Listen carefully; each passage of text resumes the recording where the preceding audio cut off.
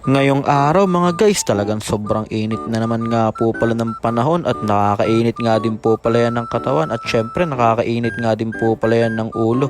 Kaya kung gusto nyo nga po malamigan, arats na, mango fever na, let's go!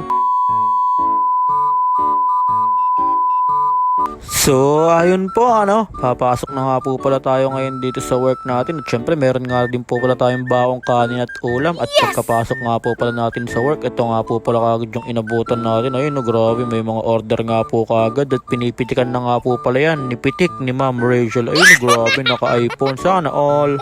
At habang nagwe-waiting nga po ng deliver dito, ang paling lunch ko may umorder nga po na 5 manggo kaya nagbalat na nga po kagad ako dito ng mangga. Quality nga po pala yung mangga natin dyan mga guys. Ayun lalaki ang sarap nga pong balatan yan kaya pinagbabalatan ko na nga po yan kagad ng mabilisan. Ganito nga din po pala ang tamang paghihiwa ng mangga para saktong-sakto nga po pag hinigop nila sa sago ay mahihigop nga po nila yung toppings na mangga sa ilalim kaya uminom nga po muna ako dyan ng tubig dahil nauuwaw na ako. Kaya ito na nga po yung nabalatan nating mga mangga, pinuno na nga po natin yung 2 lagayan dyan para hanggang mamaya na nga.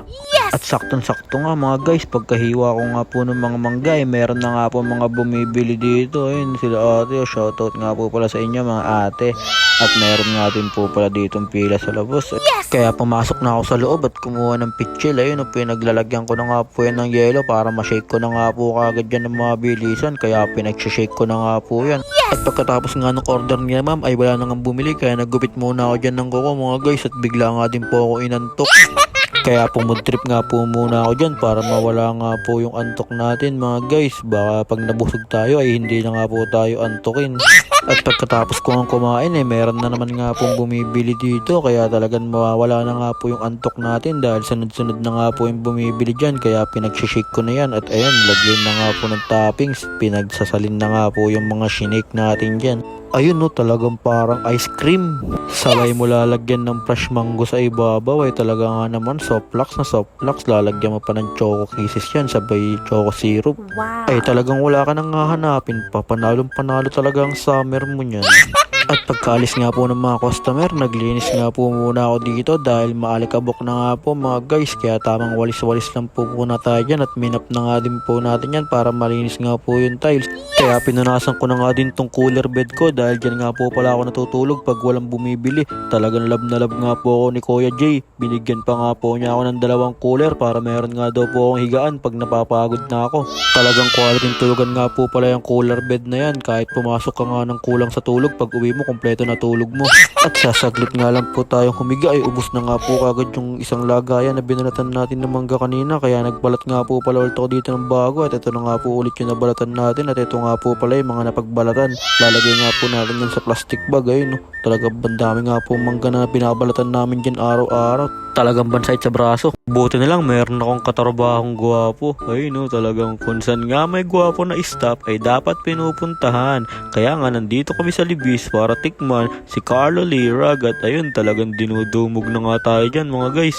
Kaya pinaglalagyan na nga po ng toppings yan para mabigay na nga po sa mga customer yung mga order nila at makaalis na nga po sila. Buti na lang si Manager Rachel yung kasama natin dito, mabilis kumilos kaya hindi nga po kami natatambakan ng customer dahil mabilis nga po siyang kumilos. Nasa-serve nga po niya kagad ng mabilisan.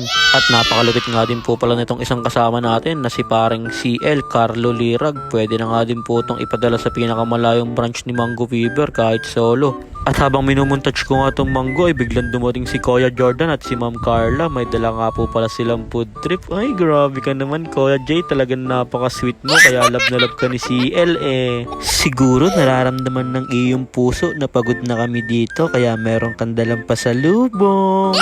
Ay talagang sobrang laki naman yung dala mong pasalubong na siomay. Meron pang sinangag at adobo at meron pa siomay at sinangag.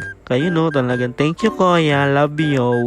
At pagkatapos nga po namin kumain ay meron pa nga po ditong humabol. Ayun 4 na large nga po yung order nila ma'am at isang tray for 99.